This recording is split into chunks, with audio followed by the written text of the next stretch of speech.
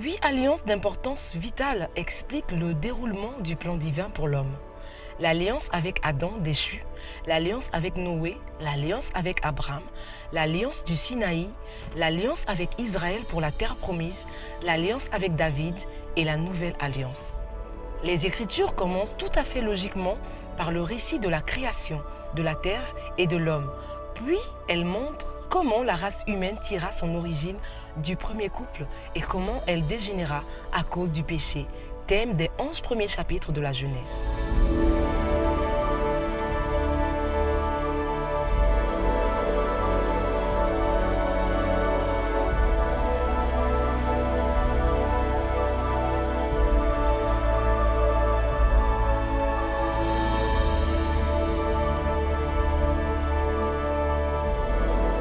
Dieu, lorsqu'il crée, il appelle à l'existence. Il dit que la lumière soit et la lumière fut. Par exemple, il appelle les étoiles et puis il les place pour jouer un rôle pendant la nuit, et ainsi de suite. Il appelle les oiseaux, il appelle les poissons. Dieu dit que cela soit et cela est.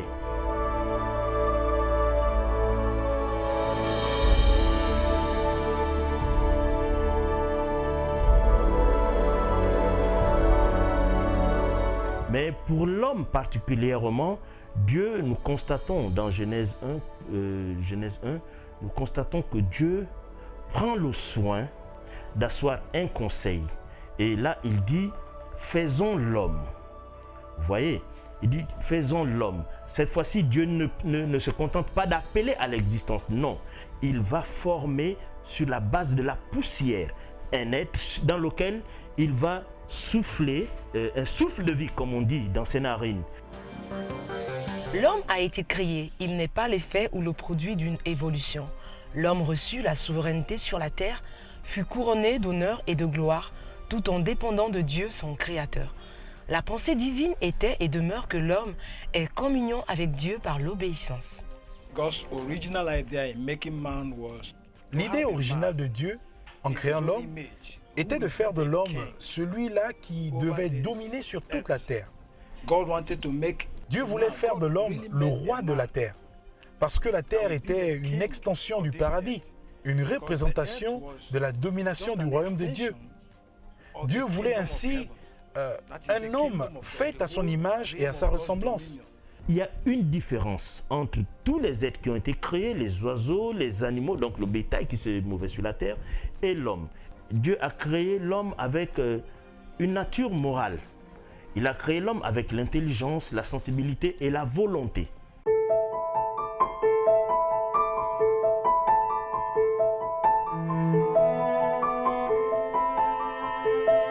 Dieu amène l'homme à rentrer, dans son plan, il va rentrer dans une nouvelle étape. Et donc, il va former un être semblable sur la base de ce qui existe, sur la base de l'homme, sur sa côte. Et c'est pourquoi on dit qu'il a tiré de sa côte. Et puis, il a formé la femme, il a endormi l'homme, il a formé la femme est arrivée, et puis, il a montré à l'homme, et l'homme s'est réjoui de voir ce que Dieu a fait pour lui. Et donc, cette nouvelle dimension à laquelle Dieu appelait l'homme devait conduire l'homme cette fois-ci à ne plus demeurer seul. Pourquoi? Parce qu'il avait un autre plan, toujours sur la création qu'il avait donnée. L'alliance en Éden demandait à Adam de propager la race humaine, de dominer la création de l'homme, de dominer sur toute la vie animale, de prendre soin du jardin et de se nourrir de ses fruits et de ses plantes. de s'abstenir de manger le fruit d'un seul arbre, celui de la connaissance du bien et du mal, sous peine de mort en cas de désobéissance. Si l'homme avait maintenant la connaissance du bien et du mal, l'homme devait donc se départir de l'autorité de Dieu. Et à partir de ce moment, il devait rentrer dans une forme d'action incontrôlée. Et c'est pour cela, c'est pour cette raison particulière que le Seigneur, Dieu, a voulu que l'homme ne puisse pas prendre cet arbre. Non, Dieu n'a pas placé l'homme auprès de l'arbre interdit, c'est-à-dire l'arbre de la connaissance du bien et du mal, afin de le tenter, ou encore moins de l'exposer. L'épître de Jacques nous fait comprendre que Dieu ne tente pas l'homme, parce que cet arbre ne faisait pas office de tentation, mais par contre de test, et en même temps de défi. Et cela afin de tester la loyauté d'Adam, afin de voir si l'homme devait être obéissant à l'égard de Dieu. L'origine des maux qui frappent la terre remonte au péché d'Adam et de sa femme Ève. En choisissant d'écouter le serpent, ils se sont soustraits à la volonté de Dieu, se privant ainsi de sa protection et de ses bienfaits. Et donc la femme qui prenait des initiatives d'aller au-devant va donc arriver devant cet arbre interdit. Et là, elle rencontre, nous dit-on dans Genèse 3, le serpent, la fameuse histoire du serpent. Et donc, elle va se saisir de ce fruit, elle va le consommer et va en donner également à son mari. In Genesis chapter 1, the last verse of chapter 1, the Bible... Vous savez, dans Genèse au chapitre 1, au dernier verset du chapitre, après que Dieu ait observé l'œuvre de sa création, il est dit que Dieu dit que toute chose était bonne. Et si nous devons aller un peu plus loin, la seconde chose aurait été parfaite. Et Adam avait cette opportunité de passer de bon à parfait. Mais malheureusement, il a manqué. Pourtant, Dieu a créé Adam avec le libre arbitre. Adam n'était pas un robot. Après la désobéissance d'Adam et Ève, Dieu prononça un certain nombre de malédictions qui allaient les frapper de plein fouet, eux et leur descendance. Dieu déclara en particulier qu'il y aurait une inimitié ou une haine entre la femme et le serpent, et entre leurs descendances respectives. Parce que, vous savez, lorsque Adam a péché, il s'est non seulement lui-même vendu au péché, mais cela a aussi dû impliquer toute sa descendance. Mais là, ils commencent à constater qu'ils sont nus, alors ils vont se recouvrir de feuilles de figuier. Ils commencent là à prendre des initiatives. Non plus laisser Dieu prendre des initiatives pour eux, mais ils commencent à prendre des initiatives en se couvrant eux-mêmes. Voilà l'une des premières conséquences. Ils commencent à connaître ce qui est bien et ce qui est mal. L'arbre de la vie n'était pas interdit. Mais de même, Dieu n'avait pas destiné l'homme à mourir. Parce que l'arbre de la vie, c'est ce qui donnait la vie éternelle. Le péché, dont le principe même est la rébellion contre la volonté de Dieu, étant apparu, l'homme se trouva séparé de Dieu et perdit sa souveraineté sur la terre. Si Adam s'était tout simplement humilié et avait obéi à Dieu, cela aurait été l'ultime défaite du diable. Adam aurait dû exercer pleinement son autorité et renvoyer le serpent à sa place. Le but divin est que l'homme retrouve sa ressemblance avec Dieu, la communion avec lui et l'autorité qu'il reçut au commencement. Cela nous amène à comprendre que le plan original de Dieu pour l'homme était que celui-ci règne, domine sur la terre et exécute la volonté de Dieu. Ce plan n'a jamais été déprogrammé. That plan was never defeated. Par contre, les actions d'Adam et Ève ont amené Dieu à révéler le mystère qu'il gardait en lui. Leurs actions ont tout simplement déclenché la révélation du mystère que Dieu gardait en lui. Il avait déjà immolé l'agneau de Dieu avant la fondation du monde. Même avant le péché d'Adam et Ève, Dieu avait déjà préparé un sacrifice. Of Adam and Eve, already God has prepared for the sacrifice.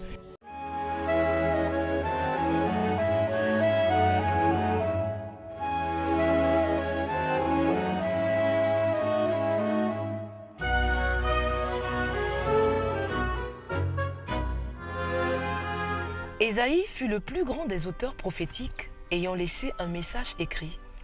Il poursuivit son ministère en Juda sous 4 règnes, soit d'environ 740 à 680 avant Jésus-Christ.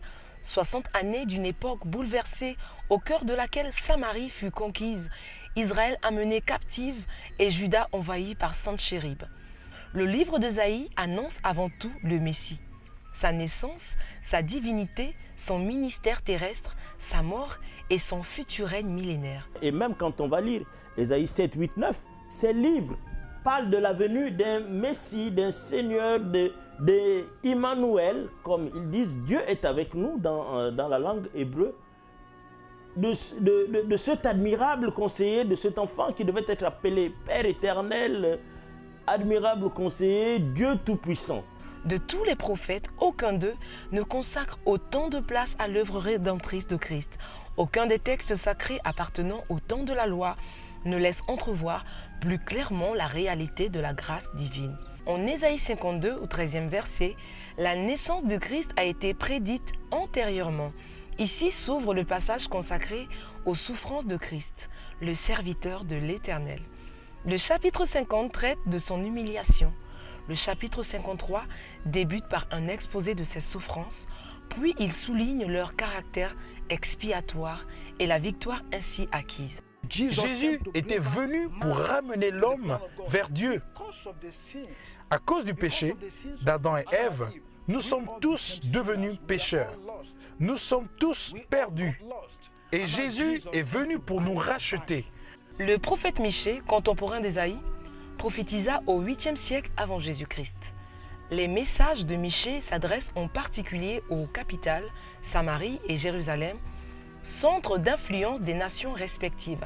Puis il conclut en annonçant la gloire future du Messie et son règne de justice. Et toi, Bethléem, Ephrata, petite entre les milliers de Juda, de toi sortira pour moi celui qui dominera sur Israël, et dont l'origine remonte aux temps anciens, au jour de l'éternité. C'est pourquoi il les livrera jusqu'au temps où enfantera celle qui doit enfanter, et le reste de ses frères reviendra auprès des enfants d'Israël.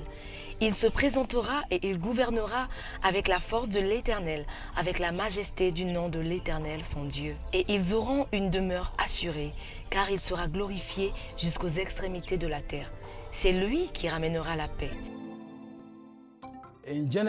Dans Genèse au chapitre 3, verset 15, Dieu s'est prononcé sur les 2 postérités.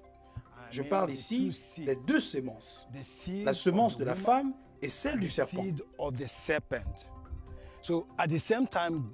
En même temps, Dieu va faire une promesse et va donner une prophétie. En ce qui concerne la promesse, il dit que cette femme engendrerait une semence. C'est une promesse ici. Alors, à partir de cet instant, ils étaient remplis d'impatience à voir cette semence qui devait venir. S'agissant de la prophétie, la semence qui devait venir était celle qui écraserait la tête du serpent. Mais Dieu a aussi parlé de l'inimitié qui devait se dresser entre la semence de la femme et celle du serpent. C'est cette inimitié que Dieu a instaurée. Le dominateur entre dans l'histoire à Bethléem, mais son action dure de toute éternité. Il s'est déjà manifesté précédemment par ses actes créateurs, préservateurs, providentiels et rédempteurs, ainsi que par ses apparitions à Abraham et Moïse. Michée 5 met donc fortement en relief la préexistence éternelle du Messie qui existe de toute éternité. Jésus dit aux Juifs en Jean 8, « Avant qu'Abraham fût, je suis ».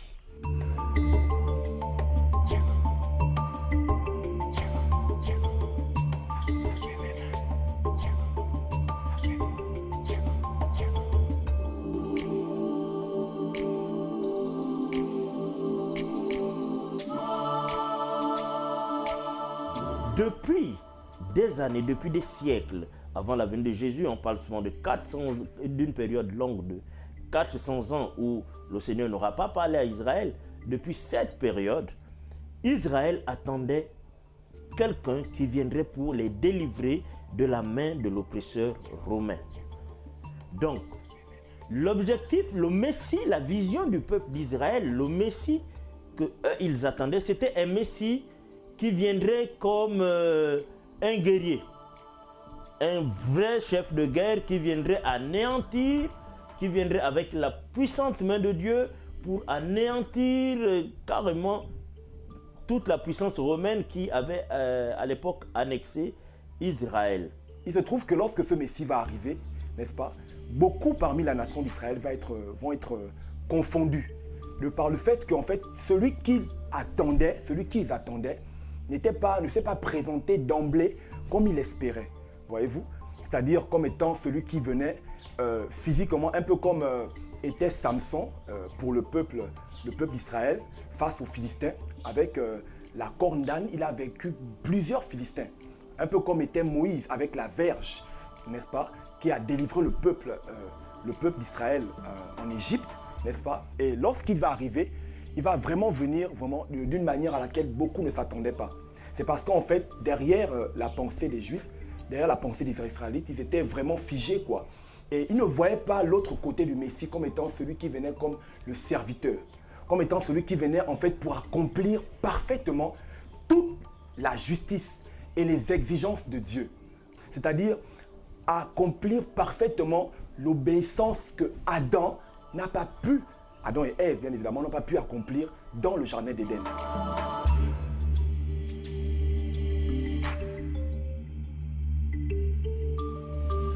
Dès Michée 5.1, la scène change.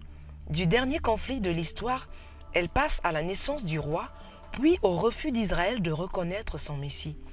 Puis vient la déclaration du verset 2, « Il les livrera jusqu'au temps où enfantera celle qui doit enfanter ». Israël est appelé à un double enfantement, celui du Fils, Christ selon Apocalypse 12, celui qui dans les derniers temps fera surgir de la nation encore incrédule une élite de croyants, le reste d'Israël. Christ, fils de Dieu, fils de l'homme, fils d'Abraham, fils de David, réunit ainsi tous les livres sacrés pour n'en former qu'un seul. Issu de la femme, Genèse 3.15, c'est lui qui, en définitive, détruit les œuvres de Satan. Tout comme le serpent avait été élevé dans le désert, il faudrait que le Fils, de même, il a utilisé, de même le Fils doit être élevé. Maintenant, tous les hommes qui lèveraient les yeux vers Jésus seront guéris du péché. Et cette fois-ci, il fallait que lui, il monte à la place du serpent. L'objectif ici est plus grand, beaucoup plus qu'une nation. Il s'agit du monde entier qu'il fallait cette fois-ci sauver. Zacharie prophétisa après le retour de l'exil babylonien. Ces messages comprennent des événements s'étendant de la reconstruction imminente du temple au lointain millénium.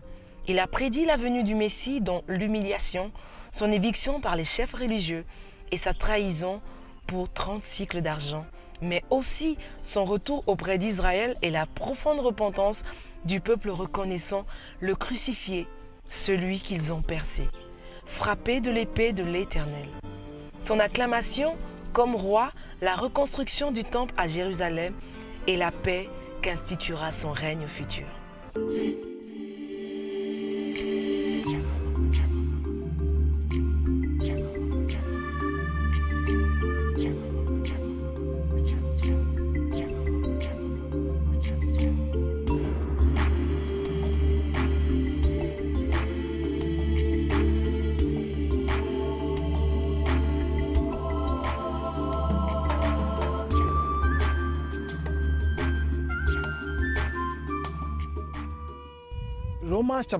Dans l'épître aux Romains, chapitre 5, à partir du verset 14, il est dit que Adam était une figure de celui qui devait venir.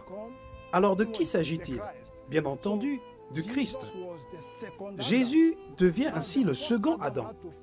De même qu'il fallait que le premier soit profondément endormi pour que la femme soit formée au travers de sa côte, il fallait également que le second meure à la croix pour que l'Église naisse. Ceci est le premier point.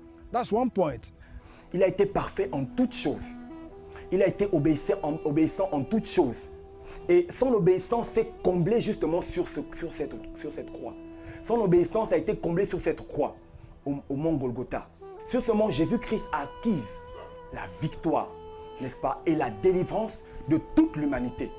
L'on se rappellera, en parlant de la vie de Jésus, qu'il a commencé son ministère par le livre d'Ésaïe. On dit qu'il est arrivé dans Luc 4, on dit qu'il est arrivé dans le temple, il a déroulé sur, il a pris le rouleau sur lequel le prophète Ésaïe avait écrit l'Esprit du Seigneur est sur moi car il m'a oint pour annoncer une bonne nouvelle aux pauvres. Cette lecture correspondait en fait, dans la Bible que nous avons de nos jours, cette lecture correspondait en fait au livre d'Ésaïe 61. Et donc, il attestait que toutes les prophéties qu'Ésaïe avait faites pour le peuple d'Israël étaient accomplies en lui. Les psaumes contiennent beaucoup de prophéties messianiques. Ils dépeignent Christ dans ses souffrances. Le psaume 22 est une description minutieuse de la mort par crucifixion. Car des chiens m'environnent, une bande de scélérats rôde autour de moi. Ils ont percé mes mains et mes pieds. Je pourrais compter tous mes os. Eux, ils observent et ils me regardent. Ils se partagent mes vêtements, ils tirent au sort ma tunique. Et toi, Éternel, ne t'éloigne pas. Toi qui es ma force, viens en hâte à mon secours. Protège mon âme contre le glaive, ma vie contre le pouvoir des chiens. Sauve-moi de la gueule du lion, délivre-moi des cornes du buffle. Tous ces faits sont typiques d'une telle forme de supplice. In John chapter 12 verse 24, Jesus himself said that Jésus lui-même a dit dans Jean 12, 24 que si ce grain de blé ne tombe et ne meurt, il ne peut porter de fruits. Alors Jésus faisait ainsi allusion à lui-même. Il fallait nécessairement qu'il meure afin que plusieurs fils naissent de lui. Cette graine que Dieu a semée sur la terre devait mourir afin de porter du fruit. Dans l'évangile de Jean, au chapitre 1, verset 12, Jésus est présenté comme le Fils de Dieu. La Bible parle également des fils de Dieu. Mais ces derniers ne pouvaient pas naître tant que le Fils n'était pas mis à mort. D'où l'intérêt de la mort de Jésus. it was necessary for Jesus to undergo this death. Nous n'allons pas revenir en fait sur les circonstances pour lesquelles quelqu'un devait être pendu au bois, devait être pendu sur la croix. C'était celui qui était en fait coupable de toutes les abominations qui puissent exister. C'était un homme indigne, on l'a dit, c'était un homme qui ne méritait même pas le regard des gens. Et lorsqu'on lit justement le prophète Ésaïe encore, dans son livre d'Ésaïe 53, Ésaïe insiste, il dit, comme une faible plante, il s'est levé et il n'avait rien pour attirer les regards. Méprisé et abandonné des hommes, homme de douleur et habitué à la souffrance. Semblable à celui dont on détourne le visage, nous l'avons dédaigné, nous n'avons fait de lui aucun cas. Cependant, ce sont nos souffrances qu'il a portées. C'est de nos douleurs qu'il s'est chargé. Et nous l'avons considéré comme puni, frappé de Dieu et humilié. Et lorsque vous étiez sur la croix, c'est le sort qui vous était réservé. Le dédain, l'humiliation, les pires humiliations, la mort la plus indigne. Tu t'es fait chair pour donner ta vie. Tu as tant aimé le monde que tu as décidé de descendre en personne afin de sauver l'homme que tu as créé à ton image. Oh Jésus. Seigneur, La croix était synonyme de malédiction. Maudit est quiconque est pendu à la croix. à quel point les hommes t'ont criblé. Vous vous souvenez que dans Genèse, Dieu a prononcé un certain nombre de malédictions sur la terre et sur Adam et Ève à l'issue de leur désobéissance. On his wife, and even on Adam himself. Il fallait en effet que cette malédiction soit annulée. Et la mort de Jésus, manifestée à la croix, était liée à cette malédiction. To the cross. Il devait expérimenter la mort à la croix pour qu'il devienne malédiction pour nous, afin que nous jouissions des bénédictions qu'il nous a réservées. Dieu si merveilleux, environné de gloire. Il n'a pas regardé à la gloire qu'il avait. Il a été fait inférieur aux anges. Lui qui a existé depuis avant l'éternité présente. Lui qui existait depuis, lui qui n'a jamais été créé, lui qui est Dieu. Il est venu comme un simple homme. Les Écritures disent que Dieu était en Christ, réconciliant le monde avec lui-même. Jesus was 100% God. Jésus était 100% Dieu et 100% homme. Alors, il avait un corps prédisposé à la crucifixion à la croix. Vous voyez, c'était ce corps qui était pendu à la croix. C'était ce corps qui mourut à la croix et non Dieu. Vous savez, le corps de Jésus était comme un tube à l'intérieur duquel Dieu devait déverser sa plénitude. Dieu s'est préparé ce corps pour y résider pleinement. La Bible dit que Jésus était la plénitude de Dieu manifestée. Alors, Dieu habitait à l'intérieur du corps de ce jeune homme appelé Jésus. Christ, en allant à la croix, a dépouillé les autorités, a dépouillé les principautés, a dépouillé Lucifer et tout son gouvernement. Christ, en allant à la croix, en fait, a également redonné à l'homme, voyez-vous, cette autorité qu'il avait dans l'Éden, c'est-à-dire celle de gouverner, celle de régner, celle de se multiplier, voyez-vous, et celle en fait, cette responsabilité que Adam avait de répandre pleinement le royaume de Dieu sur toute la surface de la terre. Sur cette croix, il va se passer quelque chose de formidable. Il va y avoir un événement météorologique quand même assez bizarre. C'est qu'à 15h, selon notre horaire, à 15h,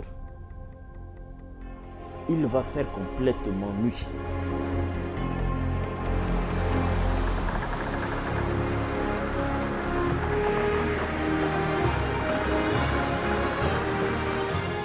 À cette même heure, Christ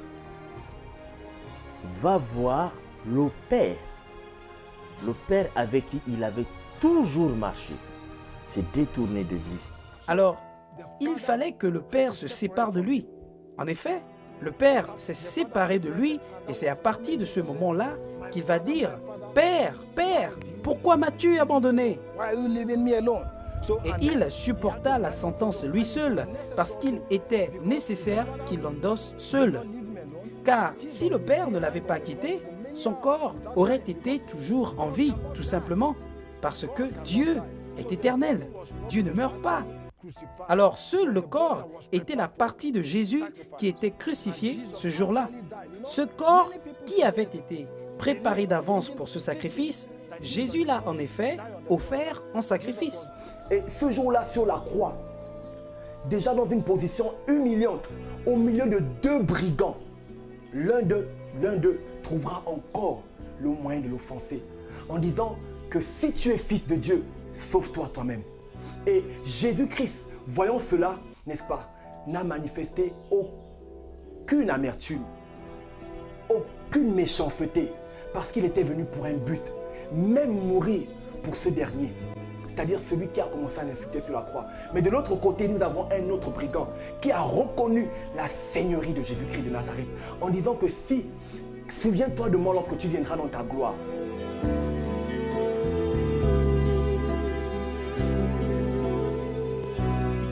Lucifer, Satan et le monde des ténèbres pensaient qu'en fait, en mettant Christ sur une croix, ils étaient en fait en train d'avoir de la victoire sur lui, alors que ce n'est pas le fait que Christ ait été mordu au talon qu'il remportait la victoire, n'est-ce pas, sur le péché, sur le monde et sur tout ce qui a pu régner sur l'homme jusqu'à aujourd'hui.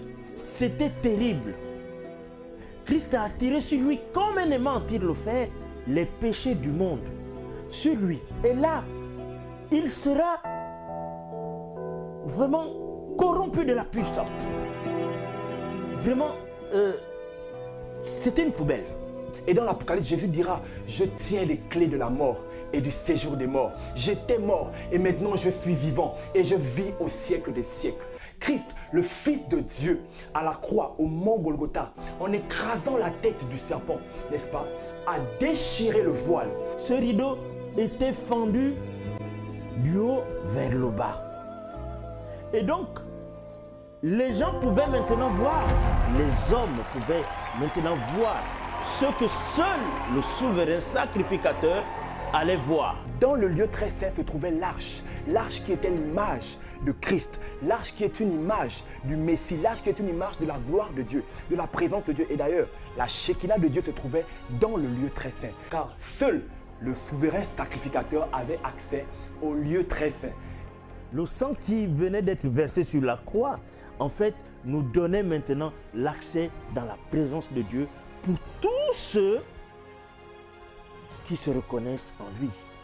La semence de la femme voit la croix comme la sagesse de Dieu, alors que celle du serpent la voit comme une pierre d'achoppement. La semence de la femme considère la croix comme l'expression de l'amour de Dieu, comme l'arbre de vie, comme la source de salut. Tandis que pour celle du serpent, cela n'est tout simplement qu'un emblème religieux, quelque chose que l'on peut porter autour du cou, quelque chose que l'on peut garder à la maison.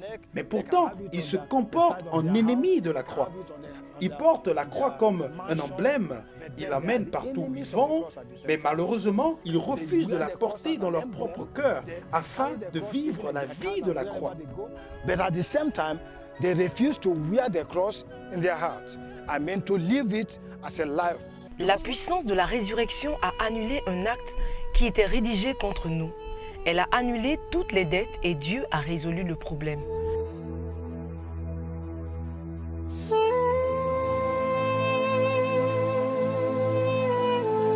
La puissance de la croix est une restitution du pouvoir que Dieu fait à l'homme. Ce pouvoir que Satan a ôté à Adam au jardin d'Éden par le moyen de la tentation auprès d'Ève. C'est aussi un grand jugement pour le monde.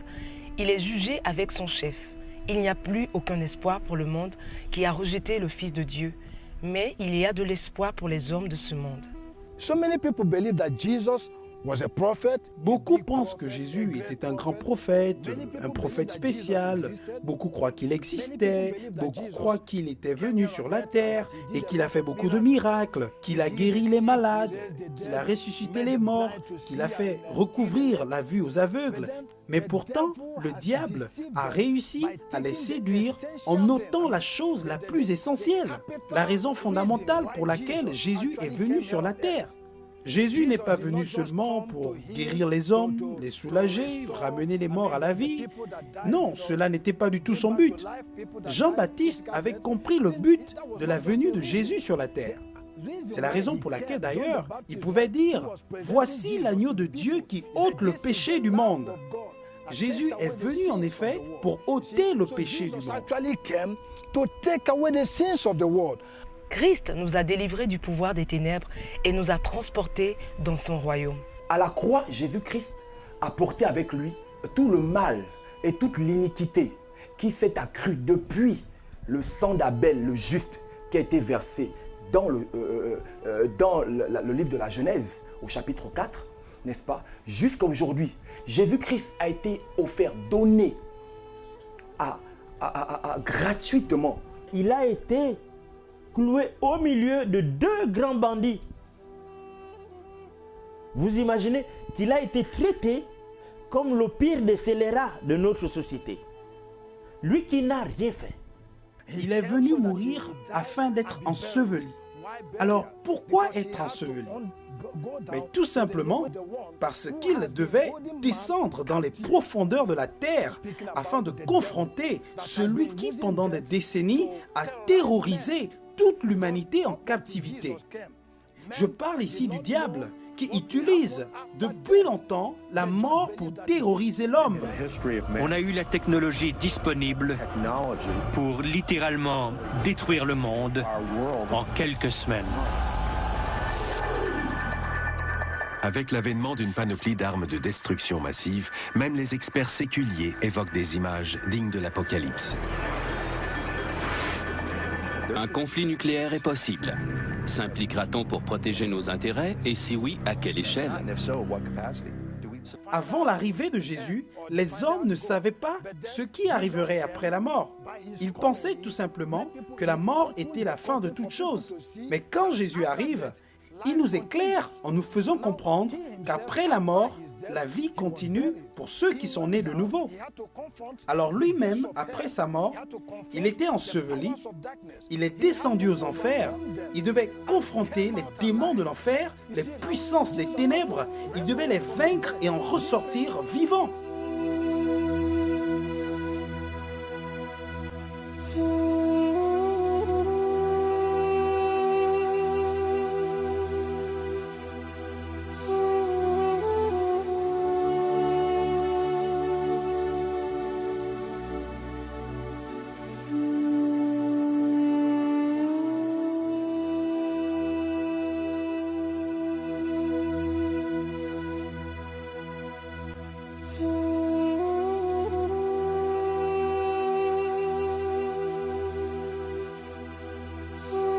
Il y a trois choses ici. Il fallait qu'il soit crucifié, ensuite, il fallait qu'il soit enseveli, et enfin, il fallait qu'il revienne à la vie. En effet, c'était cette résurrection qui a fait de lui le Seigneur des Seigneurs.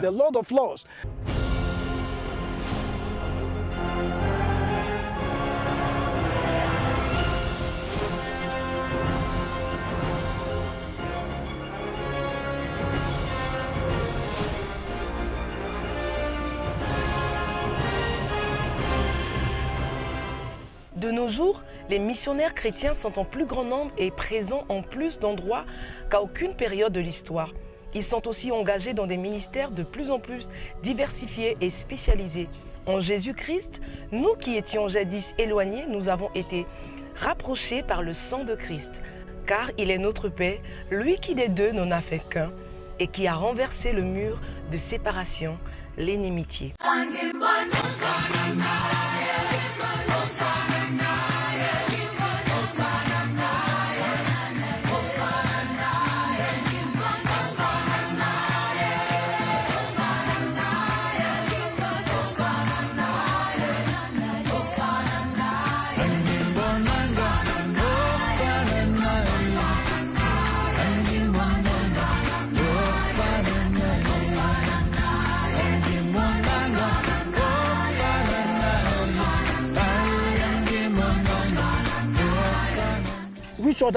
Dites-moi quel prophète a pu réaliser ce que Jésus a fait.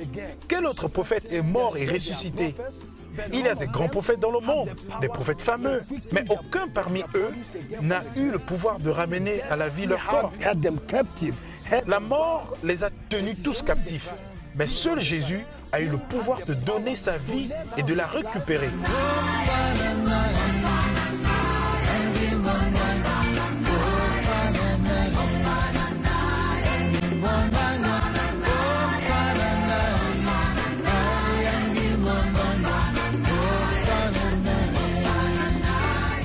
Aucun détail n'a été oublié dans la mort de Jésus. Lorsque il va à Golgotha, sur le lieu du crâne. Mais Golgotha, c'est une montagne qui se trouve, ou du moins qui se trouvait à l'entrée de Jérusalem. C'était en dehors de la ville. Une grande pierre, un lieu très élevé, une montagne. Et c'est au-dessus, là où tous les yeux pouvaient bien l'apercevoir, qu'il a été élevé. Christ est assez élevé pour que tous lévions les yeux vers lui, en fait. L'œuvre de la croix, c'est le cheminement de toute sa vie. According to Leviticus chapter 25, selon Lévitique au chapitre 25, du verset 47 à 50, il est recommandé que quiconque doit racheter une autre personne qui s'est vendue en esclavage, cette personne, c'est-à-dire ce rédempteur, doit premièrement être un parent proche à ce dernier. Ensuite, il doit lui-même être libre. Et enfin, il doit disposer des moyens nécessaires, car pour racheter un esclave, on doit payer. Et cela implique de l'argent. Vous voyez? Alors, cela constituait les différentes exigences que devait remplir quiconque désirerait racheter son prochain. Et le cas de Jésus en est une parfaite illustration. Jésus est devenu le parent proche. Jesus became our near of kin. Un amour en fait qui est également révélé par les sacrifices qui étaient offerts dans l'ancienne alliance avec Moïse qui a donné la Torah aux Juifs, n'est-ce pas? Cet amour a été et se traduit particulièrement par les sacrifices qui étaient exprimés dans le Lévitique au chapitre 3, les sacrifices d'action de grâce. Dans le livre de Lévitique, la succession de tous ces sacrifices d'animaux nous fait entrevoir les divers aspects d'une offrande unique, celle de Christ à la croix. C'est pourquoi le Lévitique nous parle du feu qui dégage la bonne odeur de l'Holocauste et de l'offrande de la farine et du sacrifice d'action de grâce qui consume entièrement la victime expiatoire pour le péché. Les sacrifices dits d'une agréable odeur à l'Éternel préfigurent Christ dans sa perfection et dans l'amour qu'il voue à l'accomplissement de la volonté de son Père. Les sacrifices qui ne sont pas d'agréable odeur représentent Christ portant la condamnation que méritait le pécheur. Or, ces deux catégories de sacrifices nous parlent de Christ comme substitut. Pour nous, il s'est offert afin de parer à nos faiblesses et à notre absence de consécration. C'est l'Holocauste pour nous. Il a souffert à cause de notre désobéissance. C'est le sacrifice d'expiation. Dans Hébreux chapitre 2, du verset 14 à 18, la Bible dit que Jésus n'est pas resté comme un esprit, mais que par contre, s'est fait chair. Il s'est identifié à nous en prenant un corps semblable au nôtre. Il a été revêtu de chair et de sang. Il a porté tout le sang de l'humanité. Souvenez-vous, Jésus est 100% Dieu et 100% homme. Il fallait qu'il s'identifie à nous sous une même nature et condition. Alors, il était un parent proche. Ensuite, Jésus a rempli les critères requis en ce sens qu'il était lui-même libre. Il n'était pas sous un joug quelconque. Il n'était pas esclave d'un péché quelconque ou encore moins d'une quelconque addiction. Il était absolument libre. La Bible dit dans Hébreux chapitre 4, au verset 15, que Jésus fut tenté en toutes choses comme chacun d'entre nous, pourtant sans avoir commis un quelconque péché. Toutes ces personnes qui ont examiné la vie de Jésus, de Pilate à Hérode, et même le souverain sacrificateur, ces personnes qui l'ont examiné avant la crucifixion, ils étaient tous, en fin de compte, parvenus au même verdict, qu'il n'avait rien de reprochable en cet homme.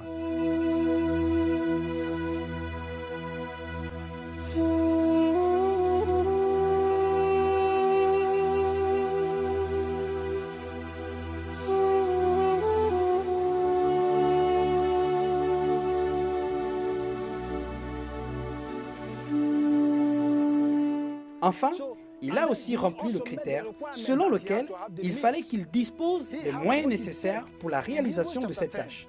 La Bible dit dans Hébreux chapitre 10, du verset 4 à 5, « Tu n'as pas voulu de sacrifice ni d'offrande, mais tu m'as formé un corps. » Dieu s'est ainsi préparé un corps et par conséquent, Jésus pouvait disposer du moyen nécessaire.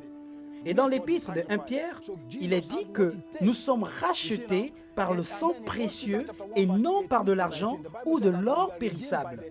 Alors, il a satisfait toutes ces exigences de la loi de la rédemption. Après avoir rempli toutes ces exigences, Jésus s'est donné lui-même afin de mourir à la croix pour chacun d'entre nous. Sa mort a été ainsi la source de salut de toute l'humanité. Vous savez pourquoi? C'est tout simplement parce que, par la désobéissance, Adam s'est vendu au péché. Mais non seulement il s'est vendu lui-même, mais il a également entraîné toute sa descendance avec lui. Nous avons été tous soumis au règne de Satan. Et ce dernier devint ainsi le prince de ce monde à la place d'Adam.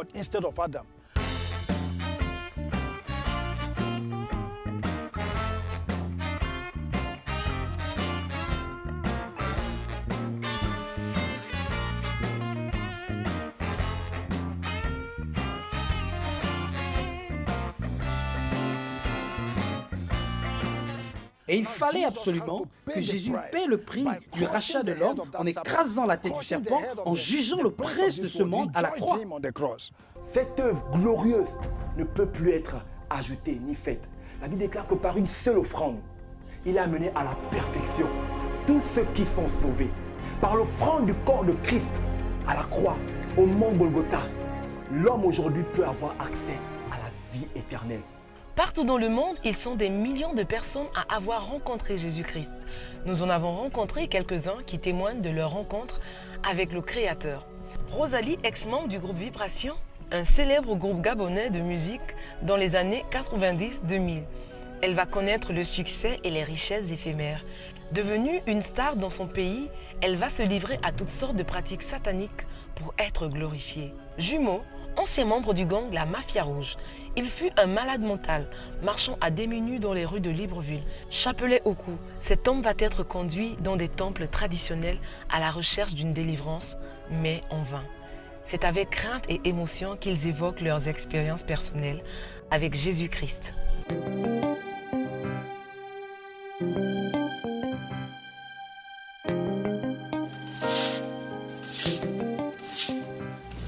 Mon père fut un agriculteur, ma maman, pas mon champ, pas mon foyer. En tout, on était 12. 5 sont morts, nous sommes restés 7. J'ai appris, je ne suis pas allé loin dans les études. Je me suis arrêté en classe M2. Et c'est par là que je suis tombé malade. On m'a opéré. Après l'opération, je n'ai plus continué les études. Et la rue m'a pris. Le chanvre que je fumais, tellement j'en abusais trop, et j'avais eu des troubles de mémoire. À tel point, je suis devenu fou. Et j'étais chef d'un gang. Le nom du gang, c'était la Mafia Rouge. J'ai violé et j'ai marché dans Libreville, une petite culotte verte avec les babouches, chapelet au cou. Et on m'a pris, on m'a amené chez les tradis patriciens. À partir de là, il fallait que je m'initie. Et bien sûr que je me suis initié. Dans l'initiation, j'ai mangé le bois amer, appelé communément Iboga. J'avais mangé 9 assiettes. J'ai vu comment mon esprit était sorti au-dedans de moi. Je suis monté dans l'espace là jusqu'à percer le nuage. Et il y a une femme qui était entrée. La femme là était venue se positionner devant moi. Au retour de là-bas, j'ai fait le compte rendu à l'initiatrice. Elle m'a dit, la femme que tu as vue, c'est la sitar. Et il faut apprendre à jouer la sitar afin qu'elle te protège. J'ai appris et j'ai su jouer cet instrument. Et j'ai commencé à pratiquer l'onguri. J'étais sûr que je faisais vraiment ce que Dieu veut. C'est par là que j'ai encaissé un fusil nocturne. On m'a lancé un fusil nocturne au cœur. Et j'ai commencé à vomir du sang. Et le sang sortait de mes narines quand j'éternue. Quand je tousse, ça sortait de ma bouche. C'est par là que je cherchais maintenant à se protéger davantage et à trouver une solution définitive, une guérison. Au cours de cette maladie, une voix me parlait tellement d'abord qui me grondait et qui me faisait peur. Mais une petite voix me parlait et qui m'amenait une force. Et c'est à partir de là que j'ai rencontré une sœur du quartier qui m'avait parlé de Jésus. Elle m'avait dit de se repentir et de pouvoir dire tout ce que je sais que j'avais fait au Seigneur Jésus, non pas à un prêtre, ni à une autre personne. Je suis parti dans ma chambre et j'ai commencé à me repentir, à dire à Jésus tout ce que j'avais fait. Tout d'un coup, une lumière s'est apparue, je ne sais pas où elle venait, et ça m'avait envahi.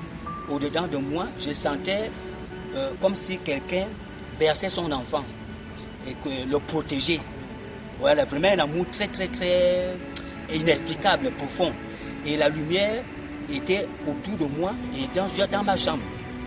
C'est comme ça que j'ai encore entendu la voix de Jésus dans mon cœur. Le sang qui coulait de mes narines et la mauvaise eau qui coulait aussi de mes narines, qui sentait mauvais, tout ça a été coupé.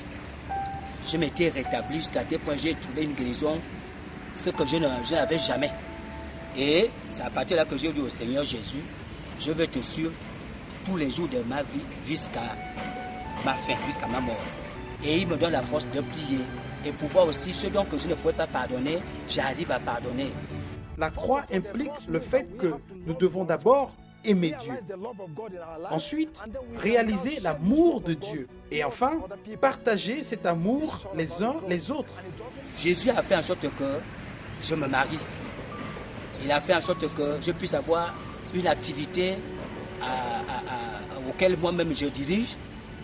Et à partir de jusqu'à aujourd'hui, je ne sais pas d'où jusqu'où il va continuer à faire tout ce dont il a prévu dans ma vie. Je peux vraiment conclure et encore dire que vraiment, quand on parle de l'œuvre de la croix, la puissance de l'œuvre de la croix, elle est réelle et elle existe vraiment. Nous avons besoin de réaliser cela. Il a déjà payé le prix. On n'a plus besoin de pigeons, de boucs, de taureaux, de vaches et de tous les sacrifices que les gens offrent aujourd'hui, pensant qu'ils peuvent plaire à Dieu de cette manière, pensant qu'ils peuvent impressionner Dieu. Dieu s'est lui-même préparé un corps parfait. Et ce corps était préparé pour la croix.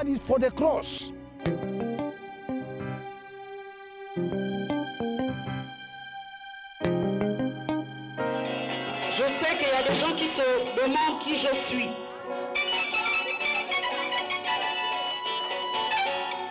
Parmi vous ici, il y en a certainement qui ont connu le groupe Vibration.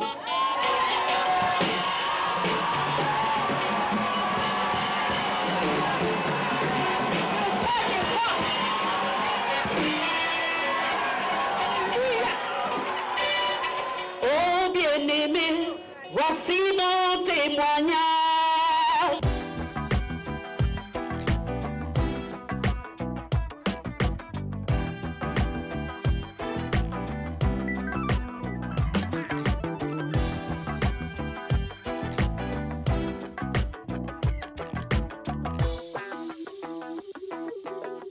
J'ai commencé la musique très jeune, dès mon jeune âge au lycée, au collège. Et j'ai aimé la danse. C'est quelque chose qui était au-dedans de moi. Parce que ma mère me disait souvent que tu dansais depuis quand tu avais l'âge à peu près de 4-5 ans.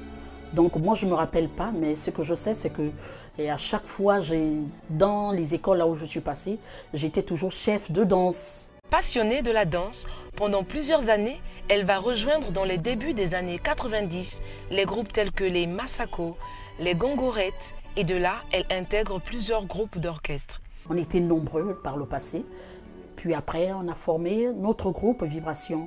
On était à 3, et donc je faisais partie de ce groupe, j'étais la jeune femme qui était dans ce groupe. Et puis après on a fait un chemin ensemble avec les garçons, puis après il y a eu séparation.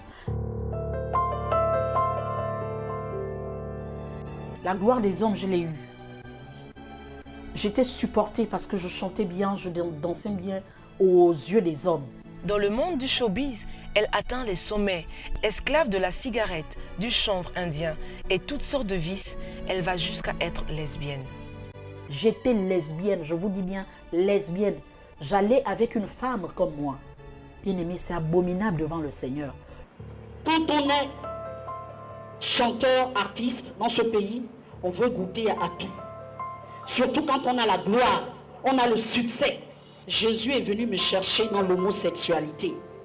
Pendant que je vivais avec une femme comme moi, 1 an dans la maison de cette femme, Jésus m'a fait sortir la nuit. Je suis partie. Et ce jour-là, quand je dors, il me montre l'enfer. Bien aimé, de 4 h du matin jusqu'à 6 h, je n'ai pas dormi. J'avais peur, je me disais que si je dors là, peut-être je vais mourir. Je vais aller là où j'ai vu là. Mais c'est des choses, vraiment, je ne sais pas ce qui me motivait, mais j'étais là-dedans, Dans toute ma jeunesse, pendant que je chantais, pendant que je dansais, j'ai passé tout mon temps à faire des avortements. Des avortements, j'ai fait près de 10 avortements. 10 avortements, mais Jésus ne m'a pas condamné. Il m'a encore donné plus. 5 ans de stérilité secondaire, Jésus m'a encore donné. Bien-aimé, Jésus est Seigneur, moi-même je l'ai vu. Je ne voulais pas faire d'enfants parce que je me disais que je suis une artiste. À quoi ça sert de faire les enfants? Pendant sa vie, elle reçut un coup très douloureux. À l'âge de 15 ans, lorsqu'elle mit au monde sa première fille, alors qu'elle était au collège, sa fille fut violée. Cet acte fut très douloureux dans sa vie. Une haine farouche remplit son cœur.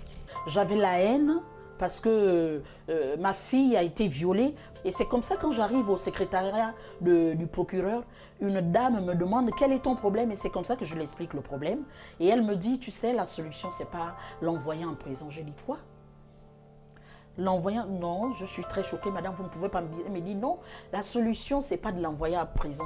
Est-ce que tu pourras venir à un séminaire à tel endroit, nous allons faire un séminaire? Tout simplement, j'ai accepté, et c'est comme ça.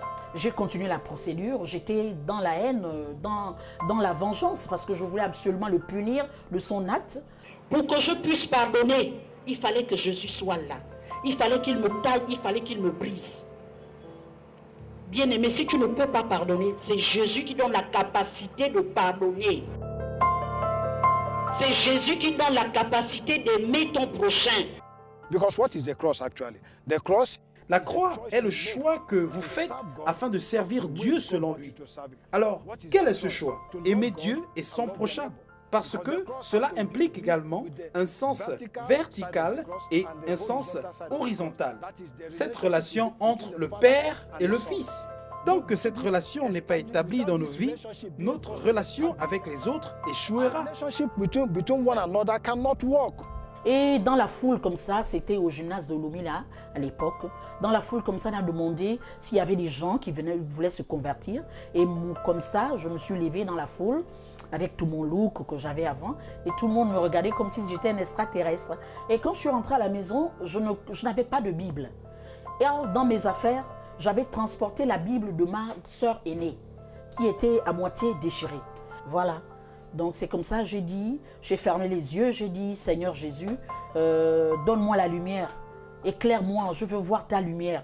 Tout simplement, j'ai ouvert la Bible. Je ne peux pas oublier ce passage-là, c'est resté là. J'ai ouvert la Bible et directement, mes yeux sont allés sur Ésaïe 60. Lève-toi, sois éclairé, car ta lumière arrive.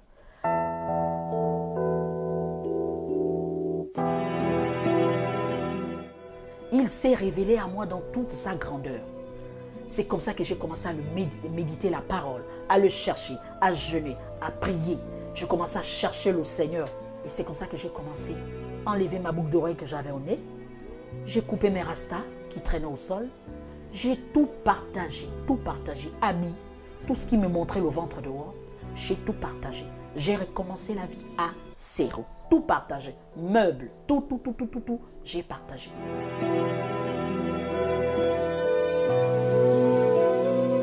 Cela est important de comprendre que la mort de Christ à la croix est une phase, est une étape très importante de nos vies pour tous ceux qui ont choisi de donner leur vie à Christ, pour tous ceux qui sont chrétiens.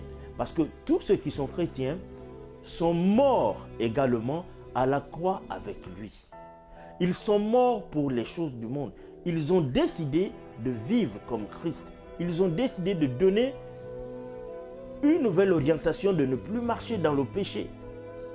Cela est important de comprendre que le péché a lui été cloué à la croix. Toutes les ordonnances, toutes les alliances qui avaient été faites ont été clouées à la croix. Et que plus rien ne nous retient dans ce monde. Mais les gens pensaient que j'étais malade. Mes coéquipiers pensaient que j'avais piqué une crise. Les gens venaient toujours me dire, Rosie, tu vas aller chanter à tel endroit, tu vas aller chanter. Je leur disais, non, je ne peux plus chanter. Ils me disaient, comment ça? Est-ce que c'est parce qu'on accepte le Seigneur qu'on ne peut plus chanter? Je leur disais, non, je ne peux plus chanter. On m'amenait de l'argent. Je leur disais, non, je ne peux plus chanter. Mais ils ne comprenaient pas. Ne comprenez pas. Parce que vous savez, la rencontre avec le Seigneur, c'est une intimité personnelle. Ça dépend de votre vie, de votre éternité. C'est votre éternité, c'est votre salut. Seul Jésus ne m'a pas condamné. Il a refait ma personne. Parce que quand je me regarde dans la glace, c'est plus Rosie, c'est Rosalie. Est-ce que vous voyez? Ça, c'est Jésus qui sait le faire. Quand tu le cherches, tu le trouves. Moi, je l'ai trouvé. Je vous dis la vérité, je l'ai trouvé.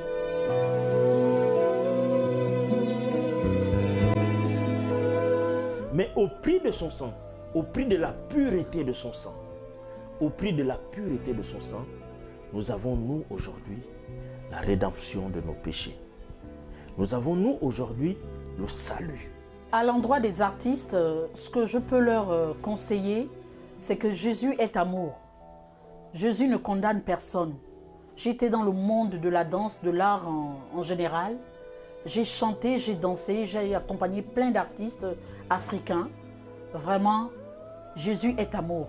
Il condamne le péché, il condamne l'homosexualité, il condamne le mensonge, il condamne la masturbation, il condamne la prostitution. Il ne condamne pas les hommes. Il veut que tout homme soit sauvé. Nous sommes des pécheurs. Aujourd'hui, je l'adore.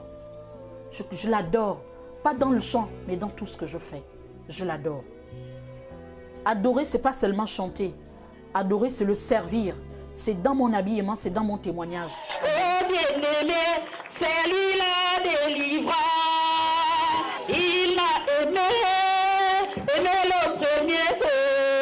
Il m'a taillé, il m'a brisé, il m'a façonné. Oh mon Jésus.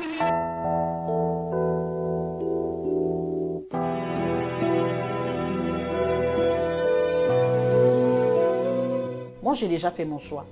Et toi, qui me regardes en ce moment, est-ce que tu l'as fait?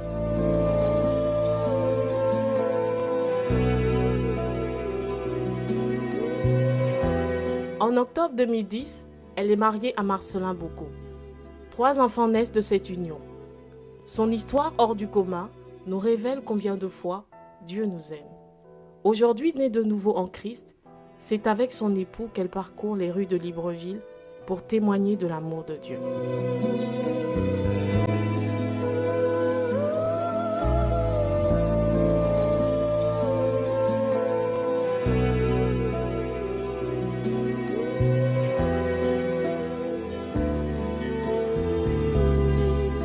Aujourd'hui, j'ai 5 enfants. J'ai eu 3 enfants avec mon époux, 2 avant. Ça, c'est Jésus. Parce que les médecins avaient dit, j'ai une stérilité secondaire, j'ai dépassé 37 ans, je ne peux plus enfanter. Mais est-ce que Jésus avait dit son dernier mot sur moi? Non, je ne crois pas. Jésus a le dernier mot sur celui qui l'accepte. Celui qui marche selon sa volonté. Ce que nous devons retenir de ce message de la croix, c'est que nous devons faire comme Rahab la prostituée. Alors, qu'est-ce qu'elle a fait, Rahab la prostituée? Lorsqu'elle a appris que Dieu avait donné la terre de Canaan au peuple d'Israël qui venait de sortir d'Égypte, elle n'était pas la seule qui le savait. Mais à la différence des autres, elle décida de le garder secrètement dans son cœur. Elle s'est ainsi soumise à ce peuple. Elle ne s'est point opposée à eux, mais elle les a reçus tout simplement. Et c'est exactement la même chose que Dieu attend de chacun de nous. Nous soumettre à la seigneurie de Jésus-Christ de Nazareth, car il est le Seigneur de tous. Dieu dit, je ne me souviendrai même plus de leurs péchés.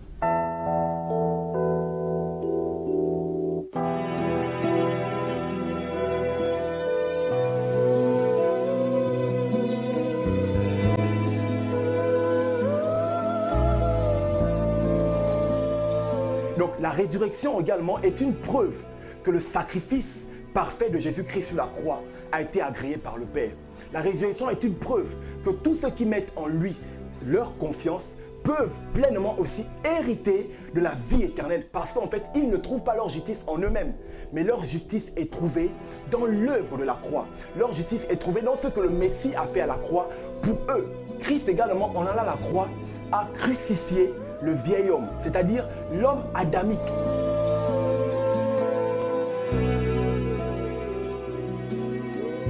Dieu a son peuple qui a compris son message. Dieu a son peuple qui craint son nom et qui accepte de marcher dans la vie chrétienne pratique en esprit et en vérité.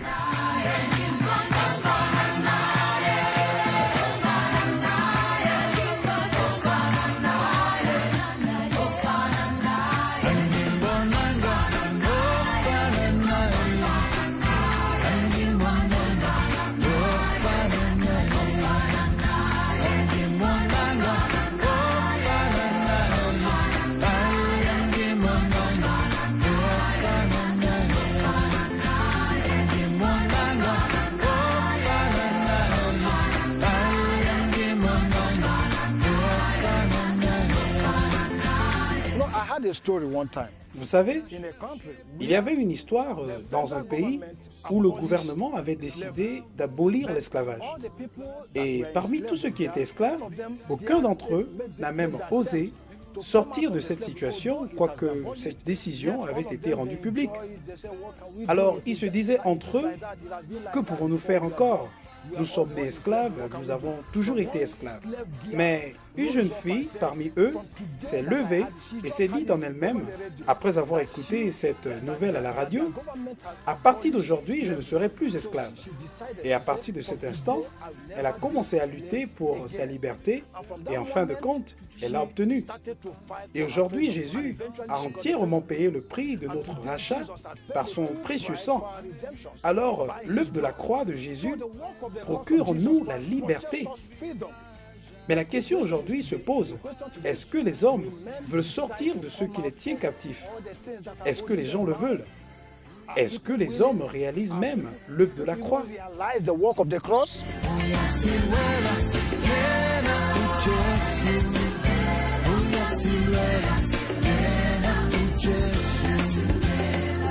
Et alors que l'on chante toujours Dieu. Les perfections de Dieu sont visibles à l'œil nu. On n'a pas besoin de microscope. On n'a pas besoin d'amener ça dans un laboratoire. Elles sont visibles. C'est pourquoi aucun homme n'aura de raison devant le Seigneur le jour du jugement.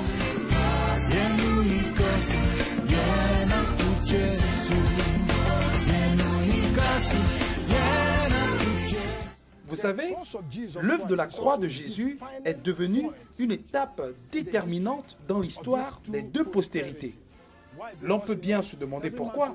Eh bien, figurez-vous, beaucoup disent qu'ils croient en Dieu, beaucoup croient adorer Dieu, le servir et même le rechercher, mais en fait, c'est à la croix de Jésus que l'on peut véritablement reconnaître ceux qui appartiennent à Jésus, ceux qui sont descendants de la semence de la femme et ceux de la semence du serpent.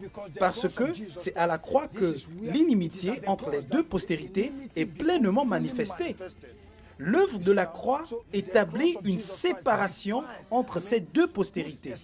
Pour faire simple, lorsque vous amenez une personne devant la croix et lui parlez de l'œuvre de la croix, vous pouvez voir et constater leur réaction. Est-ce qu'ils acceptent l'œuvre que Jésus a accomplie à la croix pour eux?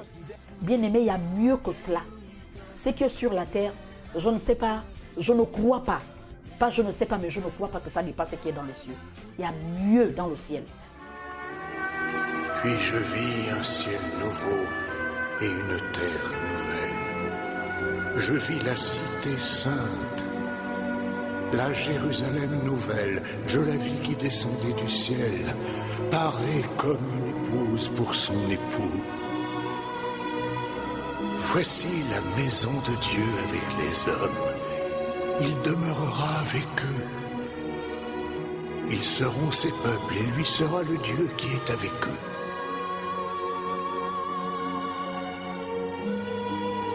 Il essuiera toutes les larmes de leurs yeux.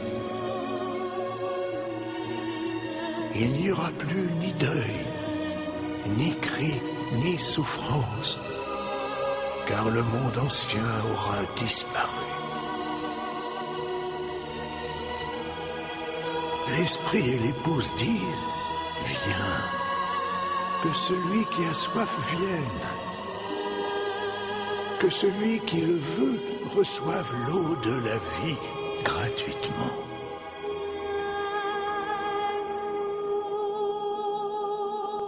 Amen. Viens, Seigneur Jésus.